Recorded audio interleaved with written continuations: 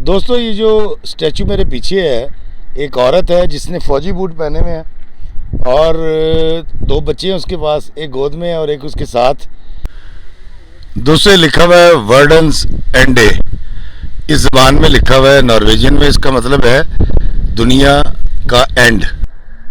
एक बंजारा गाए जीवन के गीत सुनाए, हम सब जीने वालों को जीने की राह दिखाए। एक बंजारा गाए जीवन के गीत सुनाए। जैसे इफ़ी ने बताया, एंड ऑफ द वर्ल्ड, वर्दन्स एंड वर्दन्स एंड वर्दस अंदर। हाँ जी, मैं जीत गया। कहा यह जाता है कि यहाँ पर समंदर था और ये पत्थर उस समंदर के नीचे हुआ करते थे, पानी ऊपर था।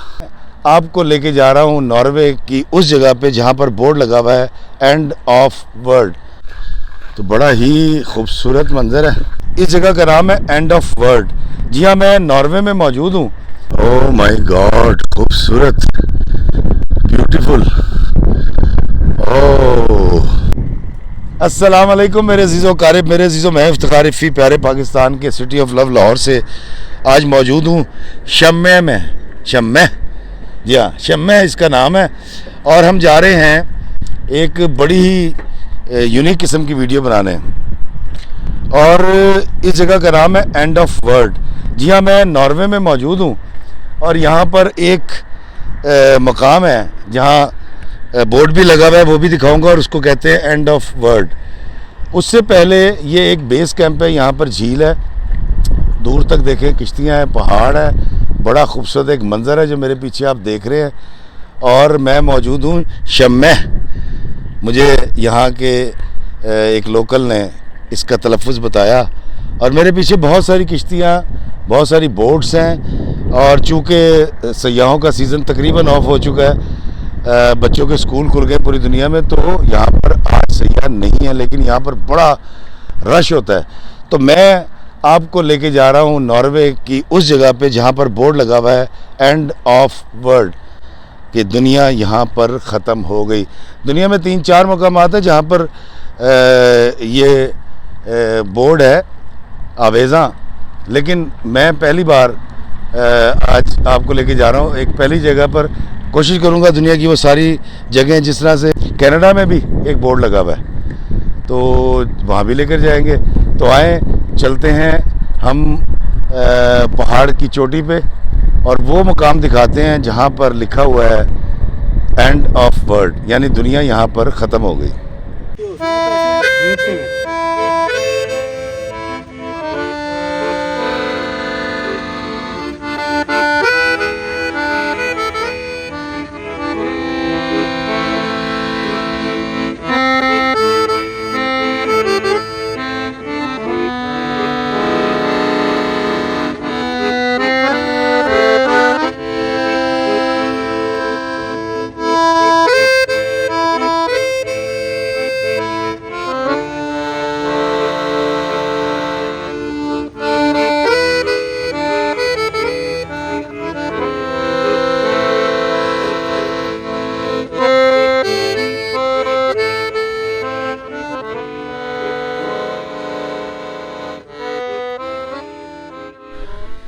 दोस्तों लिखा हुआ है वर्डन्स एंडे, इस ज़बान में लिखा हुआ है, नॉर्वेजियन में। इसका मतलब है दुनिया का एंड। जी हाँ, इसका सही तलफ़्फ़ुज़ क्या मैं अभी किसी से पूछ के आपको बताऊंगा। और ये सारे वो नक्शे हैं जो यहाँ पर लगाए गए हैं, और ये बड़ी दूर आकर ये प्लेस आती है। देखें, ये इलाका ऐसा है जहाँ हमने पार्किंग में गाड़ी लगाई है। वो सामने तारिक भाई खड़े में। दोस्तों मैं इस जगह पर आया हूँ, इसका तलफ़्फ़ुज़ मैंने बोलने की कोशिश की, लेकिन शायद मैं बता नहीं सकूँगा। एंड ऑफ वर्ल्ड मैं आपको सीधी तरह बताता हूँ, लेकिन मेरे साथ मौजूद है तारिक भाई, जिनके साथ मैं यहाँ आया हूँ, मेरे आज के मेज़बान। और मैं आपको बताऊँ, ये सोनिया ख़ान के शोहरे नामदार भी हैं। अस्सलाम वालेकुम भाईजान। जी वालेकुम सलाम। देखा आपने कितना खूबसूरत हीरो है मेरे साथ। अच्छा तारिक भाई मुझे बताइए इसको नॉर्वेजियन जबान में कैसे कहेंगे? वर्डन्स एंड, जिसका मतलब है एंड ऑफ द वर्ल्ड, यानी थोड़ी तरतीब उल्टी है। एंड ये एंड वर्ल्ड ट्रांसलेट इसको करेंगे, लेकिन जैसे इफ़ी भाई ने बताया एंड ऑफ द वर्ल्ड वर्डन्स एंड, वर्दंस एंड। वर्दस एंड हाँ जी, वाह जी मैं जीत गया। आए देखते हैं दुनिया का अखीर।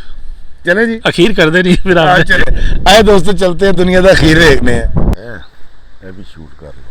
वेलकम कर रहा है जी आपको, ये वेलकम, अच्छा ये वेलकम कर रहा है जी। जो बता रहा है कि किधर क्या क्या। और ये एक रास्ता शुरू हो गया, जंगल में से हम गुजर रहे हैं।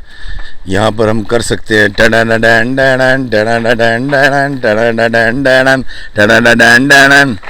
दोस्तों। ये देखिए यहाँ पर पत्थर हैं और बड़े अजीबोगरीब पत्थर हैं अगर आप गौर कर रहे हो।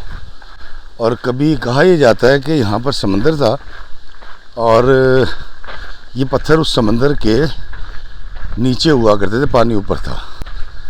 और हाय तो यहाँ पर ये देखें, ये बड़े अजीब व गरीब किस्म के पहाड़ से हैं और ये पहाड़ कभी समंदर का हिस्सा थे और समंदर उतर गया और ये पहाड़ नमूदार हो गए। तो बड़ा ही खूबसूरत मंजर है। और फिर ये देखिए बहुत तेज़ हवा है, कैमरा इसलिए ज़्यादा हिल रहा है। और दूर, बहुत दूर देखिए समंदर नज़र आ रहा है। मैं आपको उस मुकाम की तरफ लेके जा रहा हूँ जिसके बारे में कहा जाता है दुनिया इत्थे मुक गई है, एंड ऑफ द वर्ल्ड। और मैंने कट इसलिए नहीं किया ताकि आप मेरे साथ साथ इस जगह पे दाखिल हो जाएं और देख सकें कि जब आप यहाँ आते हैं इस मुकाम पर तो मनाजिर क्या है। ओह माय गॉड, खूबसूरत, ब्यूटीफुल। ओह दोस्तों, मैंने बहुत इंतज़ार किया नॉर्वे के इस इलाके में आने के लिए, क्योंकि ये सारा इलाका कमोबेश 8 महीने बर्फ़ में ढका रहता है। अगर हम कुछ रोज़ बाद आते तो यहाँ पर बर्फ़ ही बर्फ़ होती और ये नज़ारे आप ना देख सकते, क्योंकि साल का बेशतर हिस्सा ये सारा इलाका बर्फ़ में छुपा रहता है। तो उस वक्त आप इसकी ये खूबसूरती ना देख पाते, ये नज़ारे देखने से महरूम हो जाते। आज यहाँ सयाह नहीं हैं क्योंकि सीज़न अपने इख्तिताम को है। बस अब कुछ ही दिनों की बात है, फिर यहाँ पर बहुत बर्फ़बारी होगी और ये मंज़र सफ़ेद चादर ओढ़ लेंगे। शायद आपने नॉर्वे को बर्फ़ के बगैर बहुत कम देखा होगा।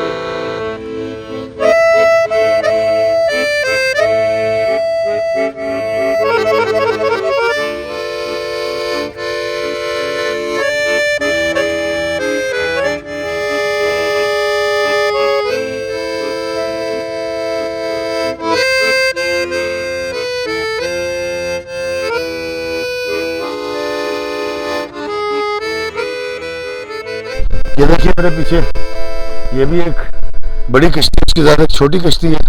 हवा बहुत तेज़ है दोस्तों। मुझे बार बार रिकॉर्डिंग करनी पड़ रही है क्योंकि ऑडियो का मसला आ रहा है। जब मैं सुनता हूँ तो ऑडियो आती नहीं, लेकिन पता नहीं इस बार भी ऑडियो आती है कि नहीं। मैं इस वक्त मौजूद हूँ उस मुकाम पे नॉर्वे के जिसके बारे में कहा जाता है एंड ऑफ द वर्ल्ड। जी हाँ, ये मेरे पीछे आप देखें क्या खूबसूरत चट्टानें हैं जो समंदर से निकल के बाहर आ गई हैं और दूर तक फैला हुआ ये समंदर, ऊपर आसमान पर बादल और तेज़ हवाएं, झक्खड़ चल रहे हैं। सर्दी बहुत ज़्यादा है और ये चट्टानें जो हैं ये पानी उतरने की वजह से ऊपर आ गई हैं, दिखाई देने लग गई हैं। और इस मकाम के बारे में कहा जाता है कि ये जगह वो है जिसके बारे में कहा जाता है कि एथे दुनिया मौका गई जे या एंड ऑफ द वर्ल्ड।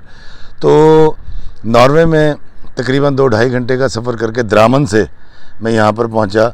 और सोनिया ख़ान जो हमारी पाकिस्तान की बहुत बड़ी फिल्म स्टार हैं माजी की, वो और उनके खाविन तारिक साहब मुझे यहाँ पर लेकर आए और मुझे बड़ा अच्छा लग रहा है यहाँ पर आके। और ये देखिए दूर खूबसूरत किस्म की चट्टानें भी आप देख रहे हैं। तो ये है एंड ऑफ द वर्ल्ड, वो जगह जहाँ एक बोर्ड भी लगा हुआ है नॉर्वेजियन ज़बान में, जिसको कहा जाता है कि दुनिया एथे मुक गई जे। दोस्तों ये देखिए चट्टानें किस तरह से उभर के ऊपर आई हैं और क्या खौफनाक सी चट्टानें लगती हैं ये, और बड़ा अजीब सा मंजर पेश कर रही हैं। एक बंजारा गाए जीवन के गीत सुनाए, हम सब जीने वालों को जीने की राह दिखाए। एक बंजारा गाए जीवन के गीत सुनाए। तारीख हमें बताती है कि आज से 10,000 साल पहले ये इलाका बर्फ़ से ढका हुआ था। यहाँ इंसानी ज़िंदगी का नामो निशान न था। फिर हज़ारों साल गुजरने के साथ साथ मौसम में तब्दीली आई और कमोबेश 6,000 साल पहले यहाँ पर चंद महीने बर्फ़बारी बंद होने लगी और इंसानी ज़िंदगी मुमकिन हुई। नॉर्वे की आबादी आज भी 50 लाख है। सदियों पहले यहाँ आकर आबाद होने वाले कबीले कहाँ से आए थे, उनकी ज़बान क्या थी, रहन सहन कैसा था, अकायद क्या थे, कुछ नहीं कहा जा सकता। मगर आज नॉर्वे एक तरक्की याफ्ता मुल्क है। यहाँ की आबादी का ज़्यादातर हिस्सा मज़हब पर यकीन नहीं रखता, मगर यहाँ पर चर्च की तादाद बहुत ज़्यादा है, जिससे अंदाज़ा होता है कि ये लोग क्रिश्चियन हैं। एंड ऑफ द वर्ल्ड एक ऐसा मकाम है जहाँ से आगे सिर्फ़ और सिर्फ पानी है, और कुछ और आगे चले जाएं तो बर्फ़ के ग्लेशियर यानी तोदे हैं, मगर उससे आगे ना कोई मुल्क है, ना खुशकी, ना ज़िंदगी। इसलिए इस मकाम को एंड ऑफ द वर्ल्ड कहते हैं। इस मकाम एंड ऑफ द वर्ल्ड की खूबसूरती और कुदरती हुस्न आपने इससे पहले नहीं देखा होगा, क्योंकि साल का बेशतर हिस्सा ये जगह बर्फ़ की सफ़ेद चादर ओढ़े रहती है। इंसानी आँख ही इस जगह का हकीकी हुस्न देख सकती है। कैमरे की आँख की मजाल कहाँ कि इसको अक्सबंद कर सके। मगर मैं आपको दिखा रहा हूँ ये समंदर का किनारा, ये चट्टानें, ये मंज़र जो शायद आपने इससे पहले नहीं देखे होंगे। इस मकाम पर इतनी तेज़ हवा है कि बैलेंस बरकरार रखना बहुत मुश्किल है।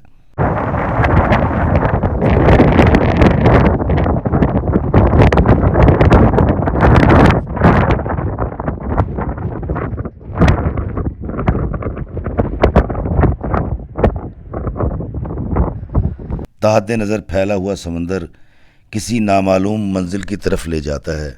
अगर इस समंदर में दूर, बहुत दूर कोई गलती से चला जाए तो उसकी वापसी नामुमकिन है, क्योंकि एक ख़ास जगह से आगे ना सिग्नल आते हैं और ना ही रेडार काम करते हैं। अगर हम इस समंदर में आगे की तरफ सफ़र करें तो आगे बर्फ़ के तोदे यानी ग्लेशियर ही ग्लेशियर हैं। दर्जा हरारत मनफी हो जाता है, जहाँ हर चीज़ जम जाती है, जहाँ ज़िंदा रहना मुमकिन नहीं रहता। दोस्तों मेरे पीछे जो पहाड़ आप देख रहे हैं इनके बारे में कहा जाता है कि ये पहाड़ जो है ये लावा था, कभी जो फटा लावा पिघल गया और ये पहाड़ इस तरह के हो गए। लावा निकल जाने के बाद या लावे की रंगत इस पर चढ़ गई। अब सच क्या है झूठ क्या है ये अल्लाह बेहतर जानता है, लेकिन ये प्लेस है तो इसके बारे में कहा जाता है एंड ऑफ द वर्ल्ड। और अब मैं आपको एक बड़ा मशहूर मुजस्समा दिखाने लेके जा रहा हूँ, जिसके बारे में कहा जाता है कि दुनिया का बड़ा मशहूर मुजस्समा। नॉर्वे में जब एंड ऑफ द वर्ल्ड आप देखने के लिए आते हैं तो इस मुजस्समे को भी आप शूट करते हैं। ये मुजस्समा एक माँ का मुजस्समा है जिसके साथ 2 बच्चे हैं। अब ये क्यों है और क्या है मैं मुजस्समे के पास चल के आपको बताता हूँ। और अगर ऑडियो में कहीं प्रॉब्लम आए तो मुझे माफ़ कर दीजिएगा। मैंने बड़ी कोशिश की ऑडियो ठीक आए, लेकिन हवा बहुत तेज़ है तो ऑडियो को कहीं प्रॉब्लम आए तो सॉरी। आए उस मुजस्समे की तरफ चलते हैं। दोस्तों ये जो स्टैचू मेरे पीछे है, एक औरत है जिसने फ़ौजी बूट पहने हुए हैं और 2 बच्चे हैं उसके पास, एक गोद में है और एक उसके साथ खड़ा हुआ है। और दूर, बहुत दूर वो देखें, वो उस तरफ देख रहे हैं, ये समंदर की तरफ देख रहे हैं। दरअसल यहाँ पर जो सदियों से लोग आबाद थे उनका पेशा मछली पकड़ना था और सीमैन उनको कहा करते थे। तो यहाँ के जो मल्लाह थे 70% वो शादीशुदा थे।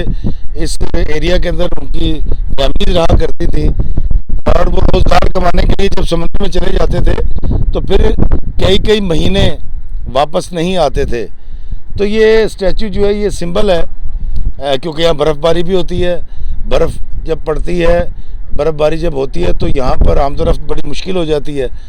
तो ये सर्दियों के अंदर अपने आप को लपेटे हुए अपने बच्चों के साथ अपने खाविंद का इंतज़ार कर रही है, या इसको ऐसे समझ लें कि ये एक सिंबल है जो तमाम सीमैन्स मर्दों के घर लौटने का इंतज़ार कर रहा है। तो इसलिए एंड ऑफ द वर्ल्ड पर यह मुजस्समा भी नस्ब है।